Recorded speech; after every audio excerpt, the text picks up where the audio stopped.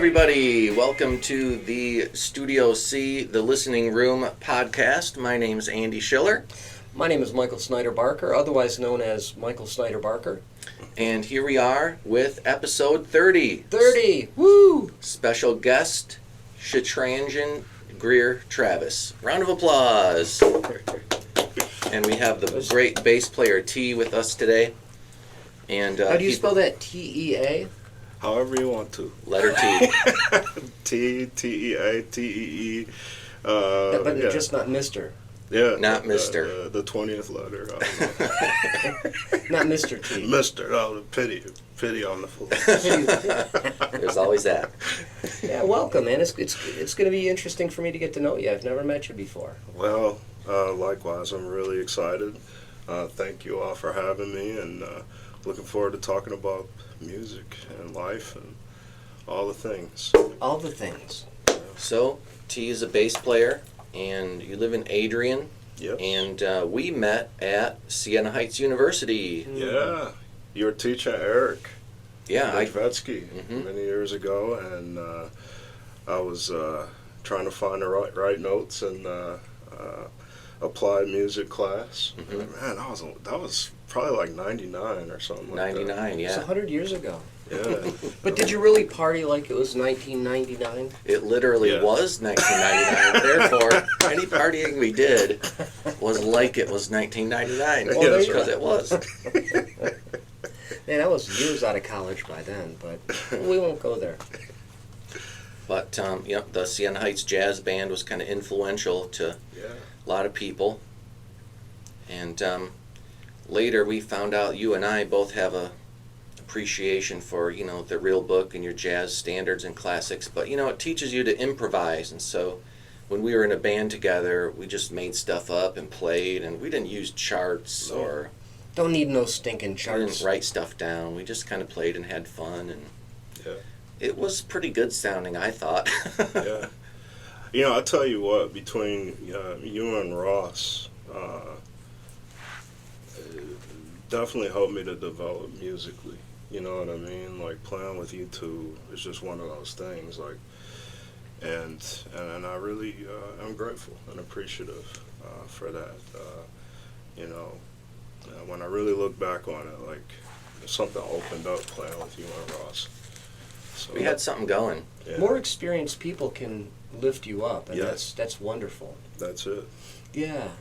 Well, I never saw you as like a person that I was going to teach. You were just on my level or above with your bass playing, and so was Ross. Like, there's a reason why I played with T and Ross, because you guys could play with me and sound great. So I don't feel like I ever taught you anything. Well, you did, and just beautiful playing and like touch, and like I remember watching you play at with Adrian Symphony too. Oh, yeah, back in the day. And okay. so I was inspired by that too. Thanks. Yeah. I think we tend to learn from whoever we play from. Yeah. So, you learning from Andy, he probably learned some things from you as well. Totally. In fact, I can name one right now. We were in the middle of a jazz song that we just called the B flat tune, because you just start on B flat and then you see where it goes. And then we would play some riffs, and we played some solos, and we played more riffs, we played more solos, and the song was going on. And I go back to playing the riff, and I look over at T, and T's going, boo, boo, boo, boo, boo, boo, boo, boo, boo, boo. He's not even playing any notes. He's just making a noise. And I was like, I can tell where this is going. Do, do, do, do, do, do. And then you landed on a B flat, and I was like, that's genius. Like, you don't have frets or anything, so you just kind of slid around, and then you landed perfectly. That came from listening to Ron Carter. Ron Carter. Yeah, definitely Ron Carter. Ron Carter does it all. Ray Brown did it a little bit, but I think Ron Carter really, like, the drops on double bass and, playing jazz and his technique. I didn't even know what it was back then, but certainly listening to Ron Carter is... you just listen to people. I was influenced by Ron and Ray Brown and definitely James Jamerson. He played with one finger a lot, didn't he? My goodness, like Hearing that with one finger. One like, of the Motown greats. Ooh. There, you know that song, Home Cooking? I'm not sure. Oh, it is. That bass line, that and Bernadette, and Oh, yeah, I know that those one. are some of the best, I think, Yeah. most melodic. Temptations. Pretty much all of that. Yeah. I didn't realize that was him on like Jackson 5 and most of the songs I love. Like, yeah, that was Yeah. James. Yeah, Jameson played on the Jackson 5 James, stuff. Yeah. Well, he was the Motown studio guy. He was one of the, what do they call that band? The Funk Brothers. The Funk Brothers. Yeah. I saw them once. Yeah, he called his bass the Funk Machine. And it was. Absolutely. Yeah. Old Fender Precision bass. Hmm. I grew up in Detroit. I have a great appreciation for Motown. Yeah, I did too. I lived there up until like high school, like 9th grade. I went to Cass Tech. That's Did where I you? graduated, yeah. So you went to the bass player factory, That's where Ron Carter went. Yeah. That's where I think Paul Chambers, Stevie Wonder was there too. Stevie Wonder, like Years everybody. before me. Wow. Yeah, many My years. teacher Yeah. went to Cass Tech. He lived in Ferndale, Mhm. and he commuted to Detroit to Cass Yeah. Tech. So Jack Jack White went to Cass, but Yeah. years after I did. Wow. Yeah, it was a great school, great experience. Yeah.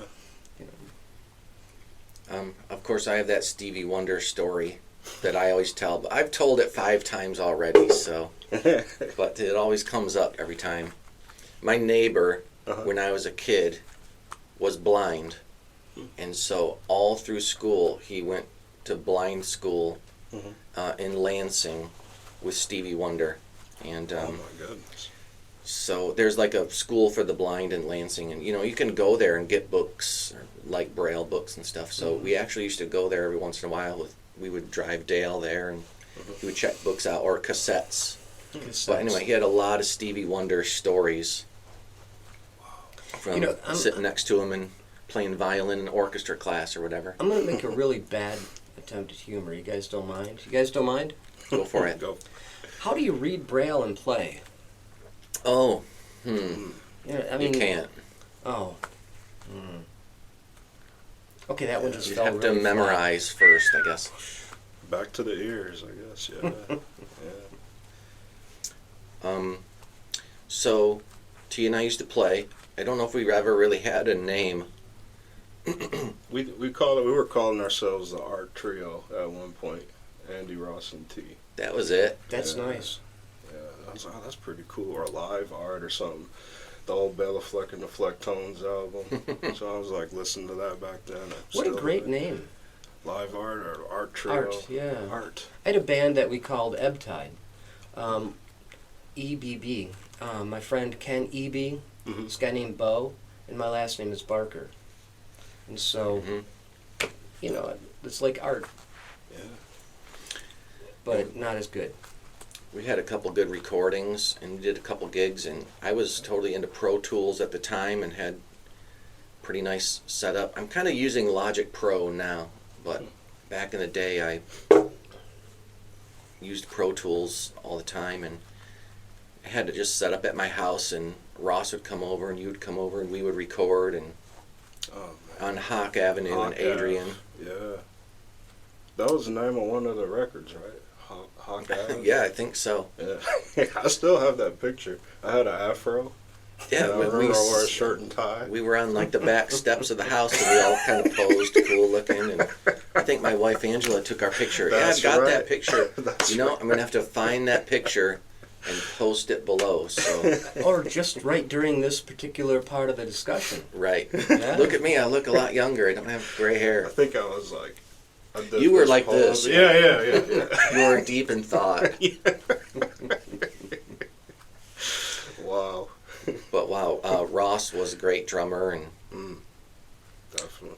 Ross used to, I remember playing with you guys, and I would be strumming the chords, and I would just look over at you, and I'd look over at Ross, and Ross would just be playing the drums, and all of a sudden he'd go, do-do-do, do-do-do, do-do-do, Yeah. and he'd look right back at me, and I would go, dun-dun-dun, dun-dun-dun, dun-dun-dun, Yeah. and all of a sudden, out of my, peripheral vision, or, over there in the corner of the room, I'd hear on the bass, do-do-do, do-do-do, and I look over at T, and he's like looking at both of us. So, you know, we would trade things back and forth, and it was all just kind of made up. We just didn't play the song the same way every time. You know, that really speaks to a well-organized group of folks, skilled, where you can truly listen and hear each other. You're not just playing notes, you're truly playing together. Yeah. That's a gift. You never knew how long the song would go. No. Yeah, Ross used to call that going to New Orleans. Hey, Is that what that meant? Yeah, going down to New Orleans, like when you just kind of lose yourself and you just melt away, and it's just music, and it's just like, I don't know, like there have been times like playing with you all, and I'm like, oh, I'm back now, you know, like there we're back. We're back at the Transported top. to somewhere. Yeah, no, seriously, like, yeah, that's a beautiful thing. Yeah. Ross would be in the middle of playing the songs, and then he'd look at you, and you would look at me, and we'd look at each other, and then he would just reach over to the cowbell and go, clonk, and we'd just keep going.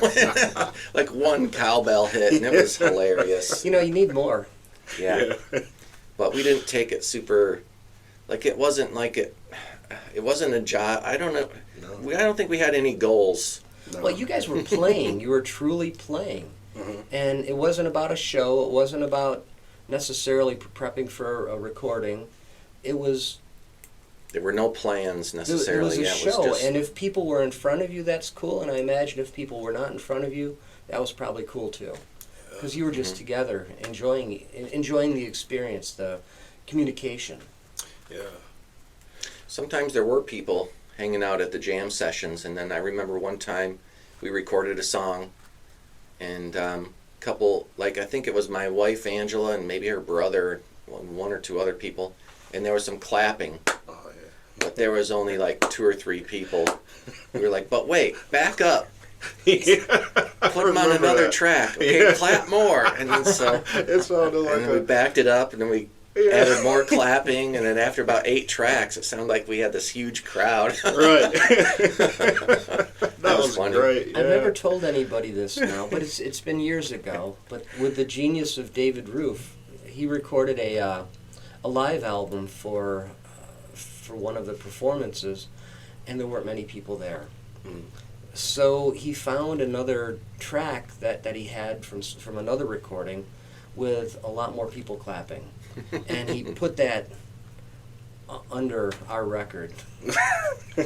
So it sounded like it was a CD release party. It sounded like there were a lot more people. Nice. Like not a laugh track, but an applause track. Hey, we're going to put that at the end of today's episode. How about that? We should do that. Yeah, do that. That's great. So you guys met at Siena, Yeah. and you were both students at the time. Teacher. I Oh, was you were actually teaching. teaching. Yeah, I did, Yeah. graduated from there though. Yeah. I never will forget. I think I remember how I met you. So Eric Nijvetsky was playing Gymnepedy number 1. Okay. And I was just like, what is that? I need to know the name of this tune. Like, that was the most... It's about Satie. Yeah, Yeah, oh my goodness. it's very famous. Yep. And I was like, oh, I need to... And I started listening to Satie. Thanks. Okay, hand me that guitar. Yeah. But right, everybody knows that one. Oops, sorry. Oh, no, no. Don't worry, I didn't scratch it. No. Everybody knows this tune. You've heard that, right? Like at the time, like this was 1909 or something, and no one had ever thought to do this yet. He was like the first person. Right, so this was brand new at the time. I can get away with playing it because it's public domain. Well over 100 years old. Yeah.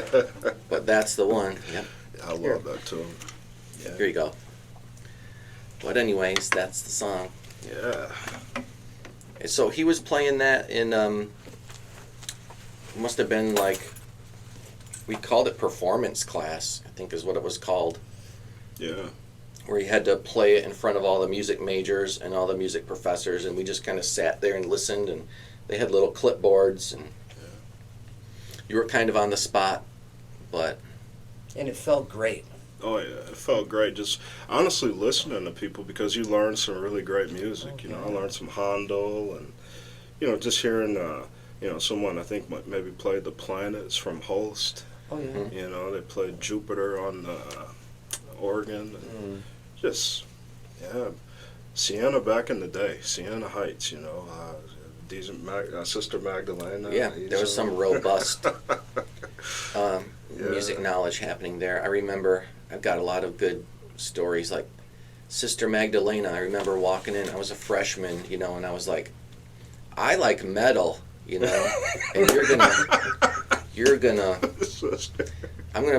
you are gonna become a Dream Theater fan. Look at this Dream Theater music song folio.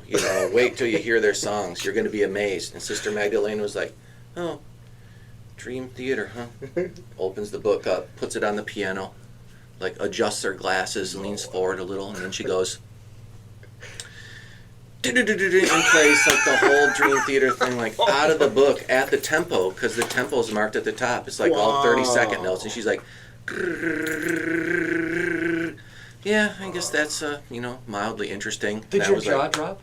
Yeah. She sight read it perfectly in one try, like never hearing the song, and I was like, oh my gosh, the Dream Theater guys need to come here and take lessons.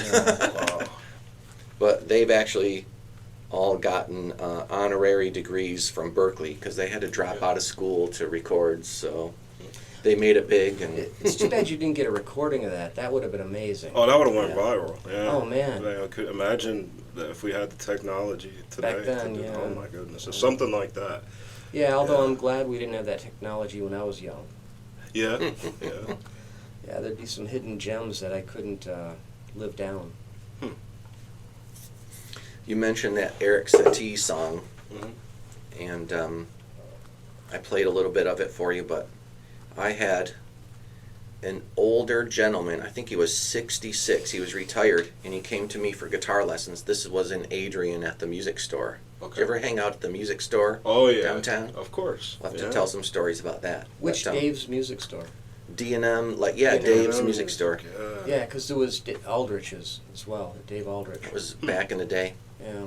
But the guy came to me and he's like, listen, my wedding anniversary, it was like his 50th wedding anniversary. I'm thinking now he was like 68 or 69 or maybe 70. He's like, it's my 50th wedding anniversary, and what I want to do is I want to play Gymnopédie on classical guitar for my wife at our anniversary. It's 6 months away, so I have plenty of time to practice. And I was like, okay, have you ever played a music instrument before? Nope. All right, here we go. And so we worked on those first 2 chords for 6 months. It's the only thing we practiced. We worked on, A major 7, E major 7, that's it. That's the only thing we played for like an hour every week for 6 months. And then he's like, well, it's a big weekend, Andy. I'm going to take my guitar and I'm going to play this song for my wife. And then I saw him a couple weeks later. And I was like, how did it go? I played the song and my wife had tears in her eyes. And then I did it, Andy. I played both chords. Nice. And I was like, great. So see you at your next lesson? He's like, oh, well, I'll never play the guitar again. I just only wanted to play it that one time. And that's the only thing I wanted to play. And so I've lost interest in continuing, but thanks for helping me learn it. The end. That's the end of the story. But that's a pretty incredible story. Yeah, hopefully he Very nice. picked it back up again. Though, Yeah. 'cause it's just, wow. I bet he played it with his whole heart. Oh yeah. Speaking of playing at weddings, I think we might have played. Was it your wedding? I think it might have been my wife's brother's wedding. Oh, that we played. so maybe okay, yeah. Or was it the reception? At the reception. Okay, that was it. Yeah. He So were you played a some son? drums with us, at one point too, so we were kind of pretty close. So was it a dance band? What I think was we it? just got up there and played, and I think there might have been a DJ or something, but Yeah. Okay. Yeah. and we just made stuff up. I love making stuff up. You know, that's kind of like my life model. You know, just trying to make it up. It's like build the airplane while you're flying it type thing. You know. Now, where are you playing these days? Yeah, so now I'm playing with the Perrysburg Symphony, and I'm also playing. Actually, just played not too long ago with Jason Quick out of Toledo. Play with Jay Renson Wyke. Okay. He's another jazz guitar guy out of Toledo. From Boston. Well, actually from Toledo, went to Berkeley, came back, and just playing like around mostly Toledo. I go to a jam session every Monday night at the Golden Road. And that's in Toledo. That's in Toledo. It's like an old Grateful Dead bar. It's right on the campus at UT, off the door there. And we just go and people come in, and sometimes we read charts. Sometimes, mostly it's like jazz standards, and I've been meeting a lot of great musicians that way, and like Andy, I kind of go on stage, and those musicians teach me great lessons. Like it's like free lessons, you know what I mean? Yeah. I mean, you learn the most just getting up there, kind of, getting out of your comfort zone and letting the instrument be. Let it be an extension of yourself. Of yourself. Yeah. You kind of get out of the way, like your real self, and let because there's certain things that I could do to restrict the bass, but when I just let that instrument sing, because someone made that and poured. I mean, not only someone made it, but that was a tree. At one point in time, it still looks like one. Yeah, it does. It looks like a sequoia or something. It was alive. And it still is alive. Really, you bring it to life. Yeah, we bring the instrument. Yeah, and they're not just wooden boxes. No, you let that top and let the tailpiece and all the things. Yeah. It looks like you have a great joy of playing. I can really see that. Yeah, I have a joy of playing, but at the same time, it's almost scary. You know what I mean? I don't know why I speak of it that way, but making music is it's a passion. Yeah. The things that have happened at concerts, and you don't know what's going to happen. Like one guy getting caught cheating on his wife at a Coldplay. Oh yeah. Oh no. Just caught up in the music and oh no. The internet. What would happen if we had the internet when we were younger? There'd be a lot of evidence. Please. Back to your earlier point. No, I'm grateful that we did not have that technology. That's funny. Yeah. Yeah, because people film videos themselves all the time. Yeah. And of course that was an accident, but it's a hilarious accident. Not for his wife. It wasn't very funny, but for those of us, who are out here and not touched by that particular experience, it's hilarious. Oh man, yeah. I mean, people didn't even have. I think back when we recorded that, the Hawk Avenue. I don't even know if I had a cell phone. If I did, it was a flip phone. Oh no, no one had a cell phone in 1999. No. MapQuest, or I don't know what. I didn't get a cell phone until the early 2000s. I was a late bloomer. Yep. Yeah. So, you know what? We used to hang around at the music store in downtown Adrian, and people would come and go, and I taught lessons there, but I'm sure I saw you there a few times, or maybe even we just played there one time. Yeah. That's where I got my first bass. My first electric bass was at D&M. It was I think it was a Christmas gift. That's where I got home plate. Wow. First base, second base, home plate. First base, but I'm bumped. Speaking of which, the great Gary Carr, bass player, just passed away, and definitely want to honor it. So that he was the first like professional bass player soloist that I got to listen to, and he gave me a baseball card.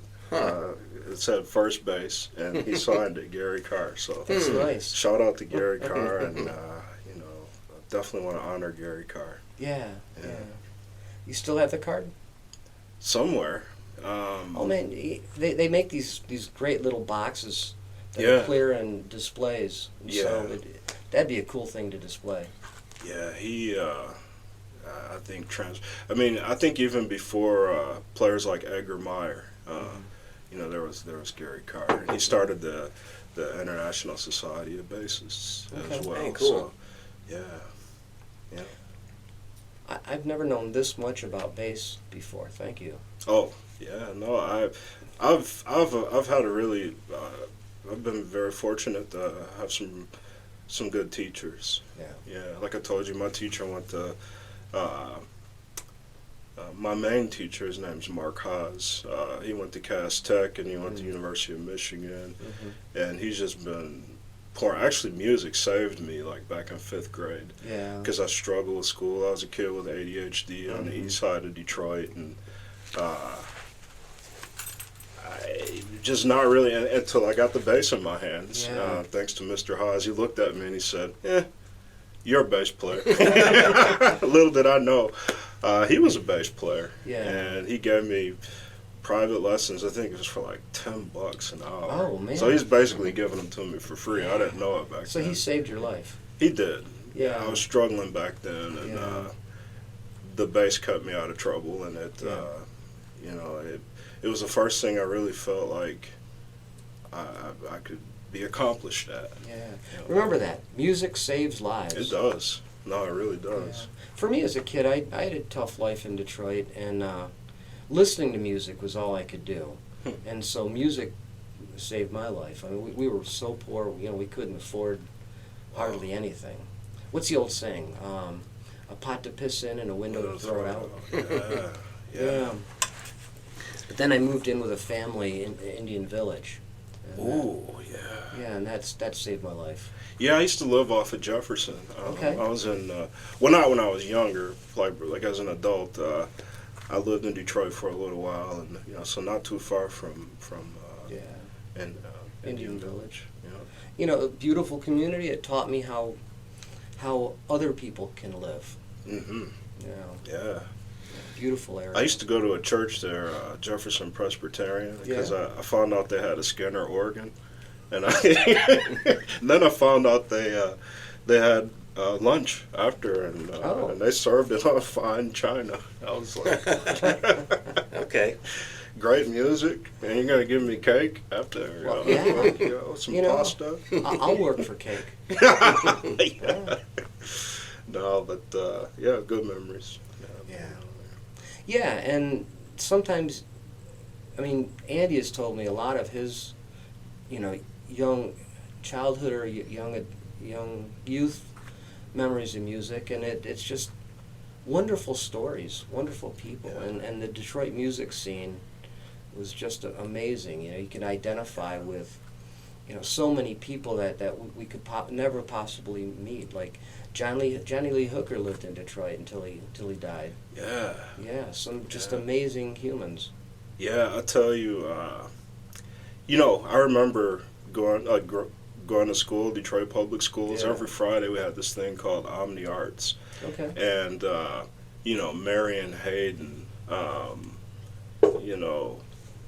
Marcus Belgrave, and Don Mayberry, and like some of the Detroit just jazz legends. Yeah. Even Dizzy Gillespie, Midori. So basically anyone who was in town playing at like Orchestra Hall or the local jazz scenes around there, every Friday we would have an assembly at, I went to Dorothy Fisher Magnet Middle School on the east side of Detroit, and those players would come play for us. Like I was listening to the actual Funk Brothers, and and these people were playing for us in our auditorium on the east side of Detroit. That is amazing. Yeah, so absolutely.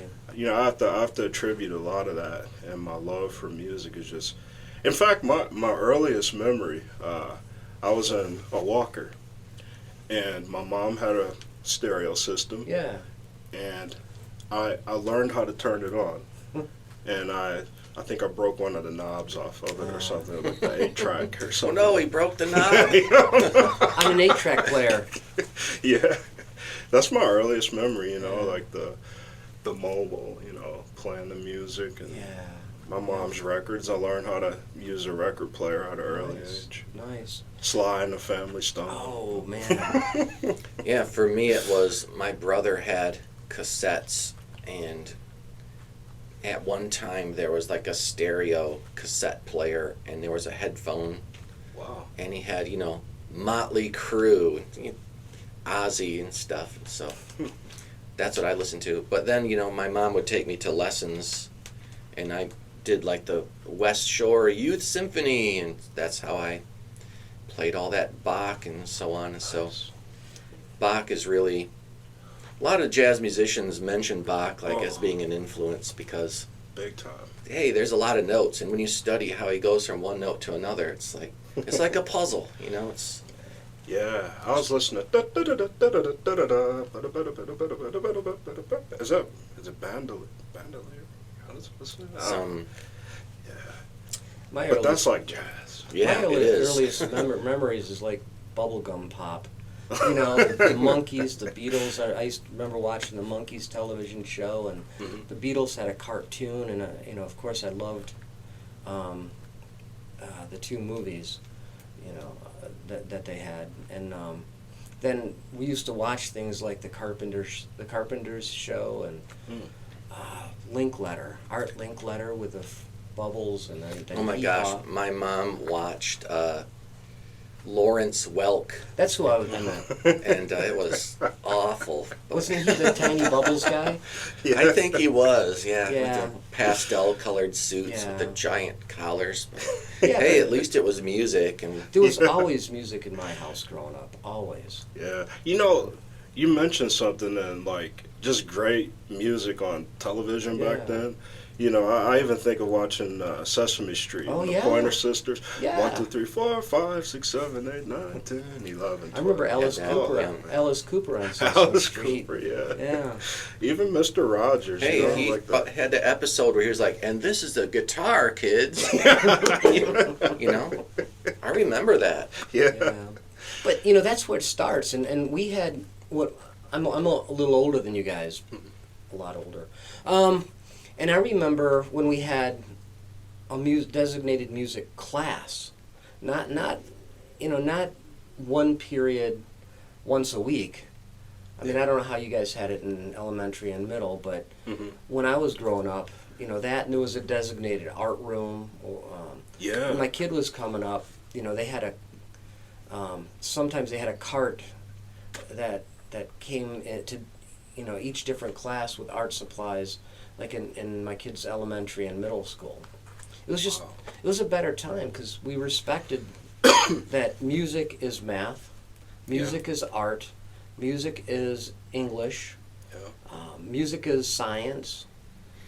Music is all that. And for people that have a hard time expressing themselves Yeah. with words, it's a way for them to deal with life. That's a positive and healthy thing. Like I mentioned earlier, in my office in Ann Arbor, I've got this plaque. It says, "Music is what feelings sound like." Wow. Sure. Yeah, That's true. Yeah. yeah. I think that's not a bad sign to have in a counselor's office. Mm-hmm. Because music is what feelings sound like. Yeah. Yeah. I think my favorite composers, like, Mahler. Yeah, there's tons of emotion there, Yeah. and that's one of the things that, one of my favorite bass excerpts. I mean, there's Mahler 1 and Mahler 2, but Mahler 2, it starts off with the bass section. Mm-hmm. Da-da-da-dum, ba-da-ba-da-dum, ba-da-da-dum, Yeah. bum, bum. Oh, and it just And- goosebumps immediately. And Mahler wasn't afraid to be like, well, we need a bigger bass sound. Okay, well, we already got 40 guys in the orchestra. You know what? We're going to need 40 more. Yeah, So, that's 80-piece orchestra, right? Wow. He needed it Yeah. to make the sound that he wanted. Mahler and the mallet. Yeah. Like he was just like Mahler. Wow, he was metal.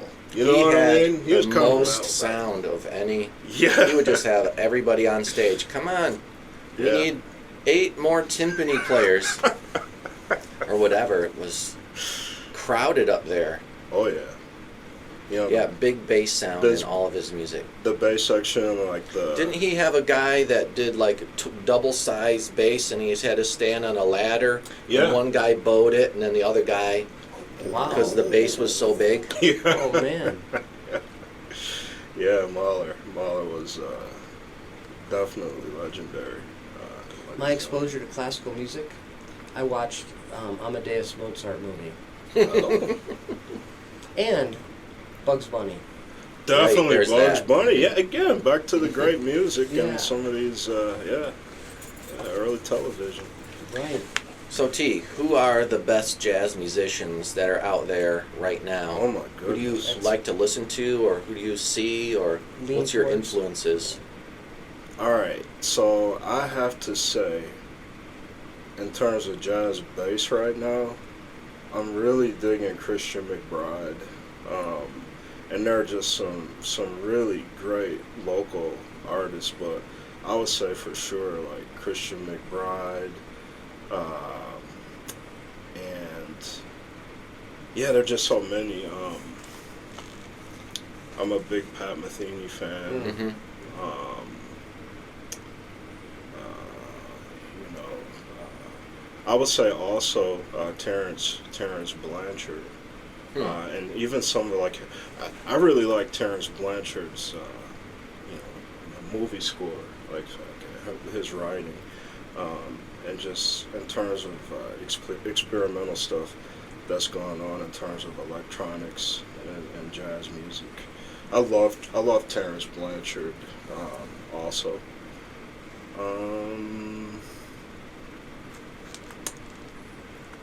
And off the top of my head,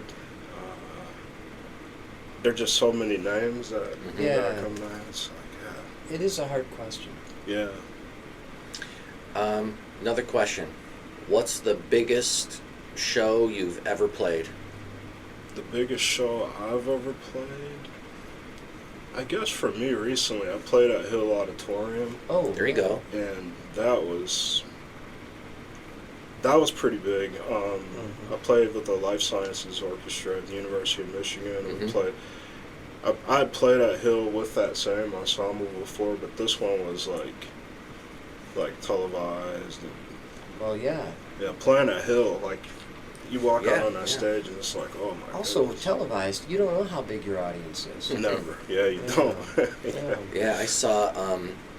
I got meet and greet backstage tickets for Neil deGrasse Tyson at Hill Auditorium, and so we sat in the front row. I love. Yeah. He doesn't wear shoes when he gives his Oh. talks, by the way. Wow. And, it was funny because like the breakers went out and the lights were out, Uh-huh. and then he came out on stage like 10 minutes late, and he was like, the electricity in the whole building went out, and they came to my dressing room. They're like, could you help us figure it out? And so I wandered down to the breaker box, and I looked up, and I was like, I'm a physicist. I don't know why your electricity doesn't work. Have you tried turning it off and back on again? Yeah.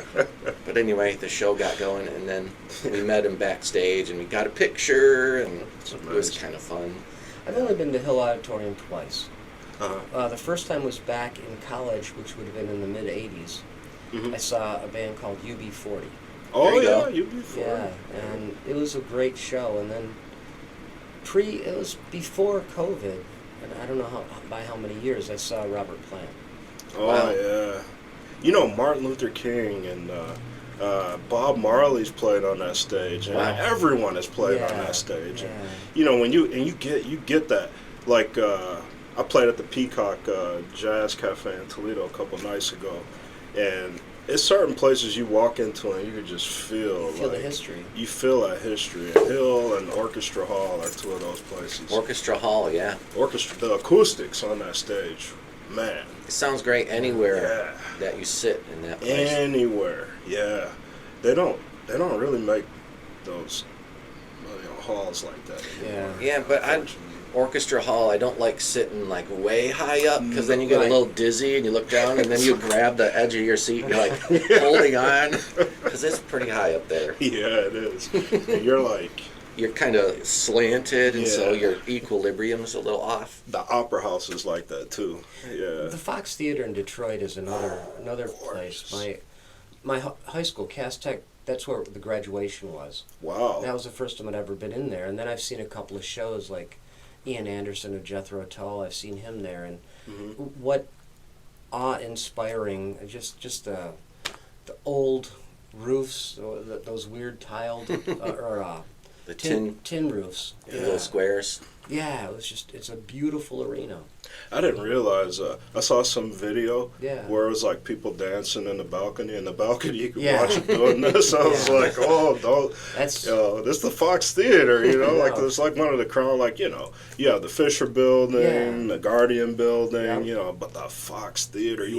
My goal, and I haven't done this yet. I want to hear the pipe organ in there. oh. Have you ever heard I the have pipe not. organ in there? Yeah, I've heard the one. You can go to the Michigan Theater in Ann Arbor. I've heard that one several times, Yeah. but I guess I'm a big pipe organ fan. Do you play? I know, but I wish I did. If I could, Yeah. I would want to know. That's just a lot going on, and then the special I know. shoes and. I like listening to musicians who play music that I can't play. Oh, for sure. Yeah. That would be a tough one. Yeah. Yeah, I mean, I just reading bass clef sometimes, and sometimes tenor is like, Right. and treble, but then like, just all those stops Yeah. and the volume, and Both hands, both feet. both Yeah. feet, like, ooh, hearing a good jazz or a good organist is, I'm impressed with that. Yeah, You were talking about some of your favorite bass players. I've got about 3 or 4. please, oh yeah, I love Tony Levin uh-huh, of King Crimson and Peter Gabriel. oh yeah, He's amazing. I love Peter. John Entwistle was amazing from The Who. Mm-hmm. Yeah. Who? The Who? The Yes. Who. Yes. Yes, Chris Squire. Yeah. That's another bass player I loved, Chris Squire of the band, yes. Hmm. I'm a rock guy, but I really prefer those guys who just really know their stuff and play it well, like Tony Levin. He's probably, the bass player I like with the greatest technique and skill. Uh-huh. I mean, I saw him with King Crimson back in the 80s, and he had these, like, sticks on his hand with balls. It was almost like they were... Mallets? No, maybe they were mallets. But he played bass like that. Wow. Yeah. And he also played the Chapman stick. Oh yeah. Yeah. Yeah, yeah, that's like Victor Wooten, I Yeah. guess, in a way, and Yeah. Les Claypool, and he's Yeah. just outstanding that play, like real percussive on electric. know. Les Yeah. Claypool, he auditioned for Metallica, and they were like, "You're so good, you're gonna make us look bad." So it was a hard no, and he was really Les disappointed. Claypool. Their loss. That was definitely their loss. Like, my Yeah. goodness. Probably would have changed their complete style. Yeah, They would have had to. Yeah, Yeah. yeah. but here we are with the next part of our podcast, everybody, which is our trivia question. Remember, we started that last week. Trivia question. Yes. Okay, so what's the longest? Well, maybe I should reveal the answer to last week's. Actually, you have to read the show notes if you want to see the answer. But last week's trivia question was, what's the first song that was a #1 hit that had a drum machine? And the answer is I Just Called to Say I Love You by Stevie Wonder, Wow. which was a drum program with a sequencer that he programmed in. Oh, that's cool. Yeah. First #1 hit song with a artificial drummer. Mm. I think it was 82 or 83. Okay, but this week's trivia question is, what's the longest #1 song ever to chart? I'll give you a hint. It's 10 minutes and 21 seconds long. It was a #1 hit. So don't look it up on the internet. Try to see if you can guess. Maybe put the answer in the comments below, and I'll put the answer in the show notes and maybe reveal it on the next episode. What genre? That's a great question. Okay, it's pop, Billboard top Billboard 100 Pop. is going to be top of the radio hits. So Yeah. number one hit song on the radio. Yeah. I'm going to take a stab at it and say Goodbye Yellow Brick Road by Elton John. That's a pretty long song. That's a great guess, but that's not it. All right. It's more of a current artist. Oh. See, I don't know who the current artists are. Current artist. Yeah, but anyways, do you write music? Yeah, I feel like I wrote a lot more music when I was growing up, and now I just play, and but I'd like to get back to writing again. Speaking of, so I never Ross back in the day, he taught me how to play Blackbird, and then I learned Blackbird, and then I've been just kind of like faking guitar since then, and made a couple blues records, and Okay. and started listening to Mississippi John Hurt and There you go. people like that, and if I might have to talk to you, man. Okay. Get some guitar playing To lessons. play Mississippi John Hurt, you got to put a capo on fret 1, because you know what? He didn't use a tuner, and so he just tuned the guitar by ear and then played, and it wasn't an E, it was an F, so it's Wow. sharp. So all of his songs are in F. I never knew that. Yeah. So it's almost like he's playing in like solo tuning for, but I bet that would be kind of similar to solo tuning in bass. Yeah. Wow, that is. I learn and I love his playing. Yeah. So I never knew that. He has that song, Lay Me a Pallet on the Floor. On the That's floor. really good. Oh, With finger picking and such. that And song. there's like a bass line in every one of his songs, and he plays the bass line, doesn't he? Yeah, yeah. I used to play that song with my band Sunny Morning Light. Really? Okay. Yeah. Huh. Yeah. The other guy sang it, I didn't. Wow. Yeah. Good Night, Irene, and just Yep. like he All had that so stuff. many. It sounded like when you listen to Mississippi John Hurt, it sounds like two guitar It players. sounds like multiple players, yeah. Yeah. So, can people find these recordings that you made? Are they out there online? Or? Most of the things that I've recorded have been with orchestras. I don't have any, not that I can think of. Only real recordings I have are with you, I think. Okay, well, we're going to have to grab that CD and put it up on a wall of fame. Actually, maybe it's up there. I don't know. Well, there's the symphony one. The Adrian Symphony. Oh yeah, I have that. I have that CD. The first show, I nailed it. The Yeah. second show, I got a little lost in the second movement and messed up. But, That it was is at what it is. Tecumseh too, wasn't The it? Tecumseh one, I played every note in the exact way it's supposed to be. The I second was night, there. though, okay, yeah, Yeah. that was perfect. Listen to that one, everybody. Yeah. The second night at Adrian College, I sort of goofed in one passage, but people still enjoyed it. I But- noticed. Was that on the radio too? It was on the I radio, thought so. Yeah. and they played it all Christmas long because it was like Adrian Symphony presents Candlelight Yeah. concert for the holidays, and I think they played it every day, all December long. So WLEN? yeah, That was beautiful. There was a moment where you about made me cry because you made eye contact with Angela. yep. I remember that, and I was like, "Oh, that's love. That's real love." We're still married. We had our That is- 20-year anniversary. Wow. Yeah. She's a great singer. Yeah. We did a couple gigs this year. Nice. Yeah, so I think we're at the part of the podcast where you show off your bass, make a little sound, demonstrate, talk about the story of it, Yeah. and then after a bit we'll all play together. All right, why don't you show us your instrument? All right. So, first off, this is just a couple years old. It's a 7/8 bass. It was made by Aaron Riley in Grand Rapids, Michigan at Guarneri House.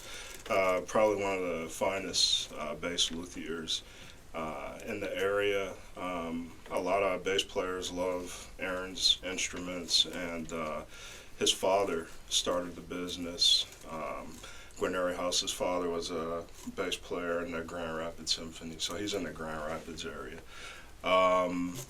And it has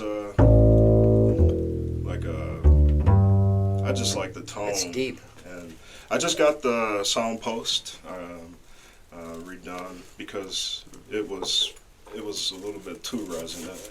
And but yeah, it's I'm loving the instrument. Still getting used to it. I've only had it for a couple weeks now. Before this, I had an 1890 Hammond Ashley, and that had a great tone. You know, it was an instrument over 100 years old. So Really settled in with the wood. yeah, So this one's only 2 years old. only 2 years So old. long way to go. Long way. Yeah, but you know, and the beautiful thing is this instrument will end up in hands of another bass player someday, and they'll be able to enjoy it and love it. But yeah, this is Ashley. Okay. Or not Ashley. Ashley is the old bass. This is Riley. So Okay. it's not another Lucille. Not yet. This is Riley. How you doing today, Lucille? See? Yeah. So, and then you got your realist pickup there, I see. Yeah. I'm gonna start miking it. You know, learning from other bass players. Yeah. Like, you know, when you mic it, you just, cause You capture the whole sound and the whole feel. yep. Yeah. So, but yeah, I have a realist pickup, and yeah, that's the bass. Cool. Want to just, demonstrate a little something for us? Sure. Let's see here. What could I demonstrate? So, let's see.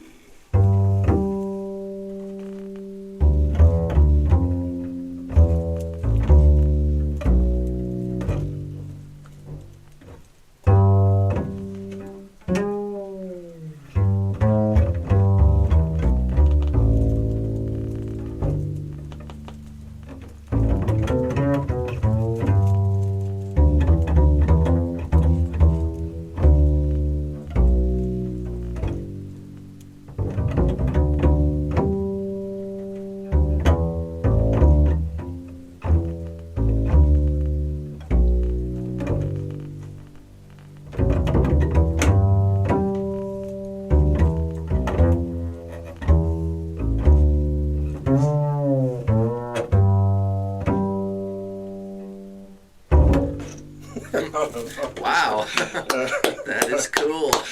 Yeah, just something. I don't know what that was. Dang. It was improv. Yeah. That is great. Wow. Okay, ladies and gentlemen, here we are. Wow, I'm just really excited about this moment because I haven't played with you in how long has it been? It's been too long.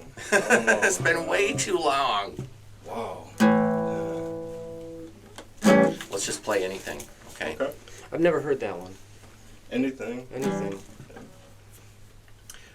Let's play. I haven't even thought about what song we're gonna play, but let's just do it. Let's see.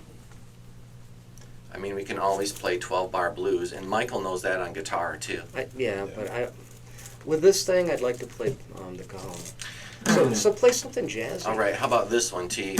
Check this out. I'll just start playing, and then you'll know what to do. Here we go. Hope I remember.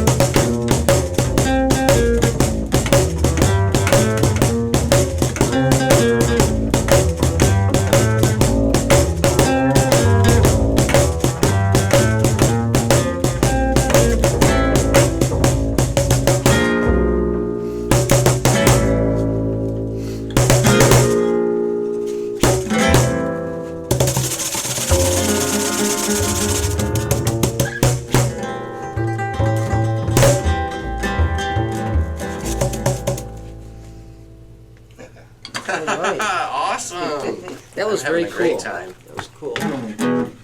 I was just trying to hold down the beat when you guys Great. were doing that extra special cool stuff. Oh yeah. Man, I felt good. I haven't was played fun. that with you and Woo! yeah. Sounds And I don't even amazing. remember the last time we played. And that was called Anything.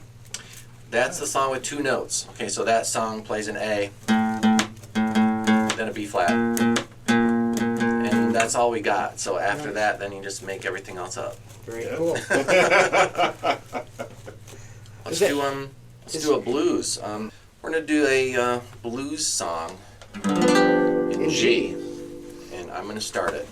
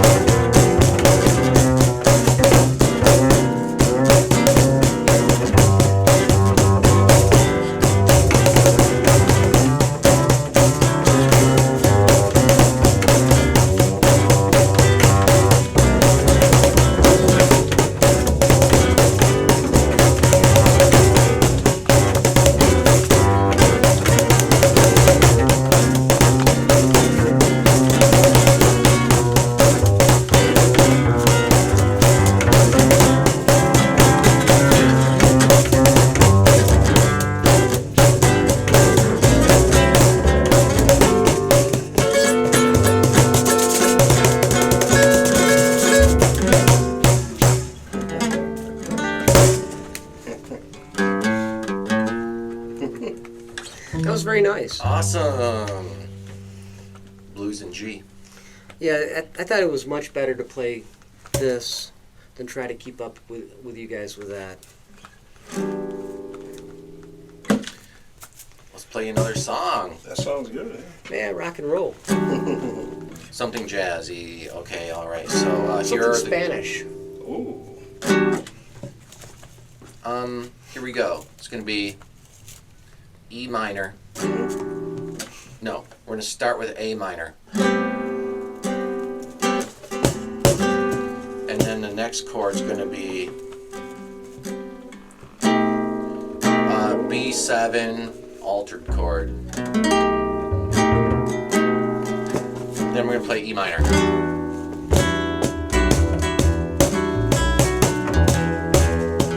Then we're going to play B flat 7 flat 5.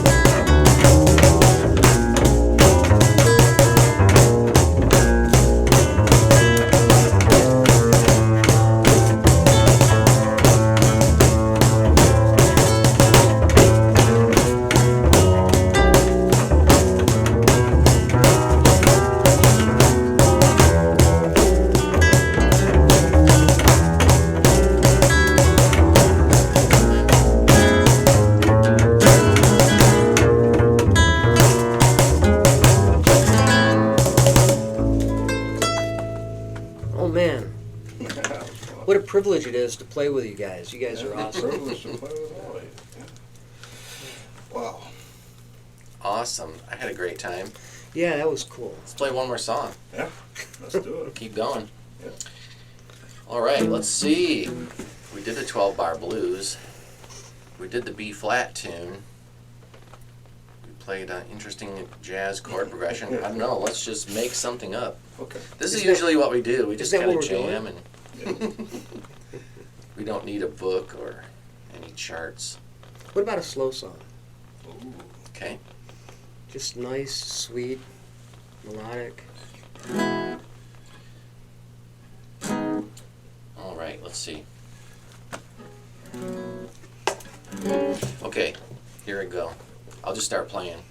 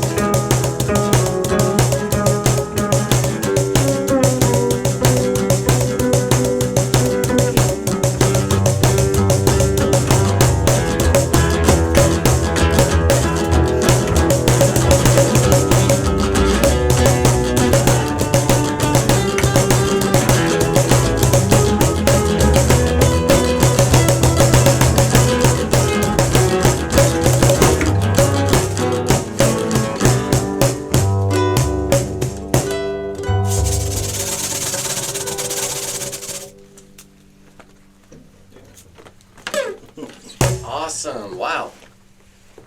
Cool. Yeah, that was feeling really cool. All right, here we are at the end of our podcast, and it's been a really good one with a lot of great playing and music, and we didn't really have a plan for today. We just We never started to do. play, and a whole bunch of songs were born. So Yeah. And T, it's great to meet you, Yeah, man. it's nice to meet you too. Yeah. That was fun. Yeah, much fun. all right, and thanks for being on our podcast. Yeah, thank you for the invite again. I've very much enjoyed my day with you all. Well, maybe we can play them out. Let's play out. Okay, so this has been episode 30, The Listening Room, and I'm Andy Schiller, I'm Michael Snyder Barker. and special guest T on bass.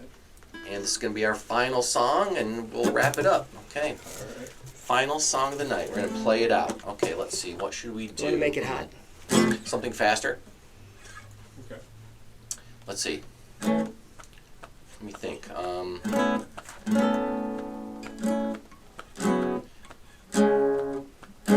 Drop D tuning. There we go.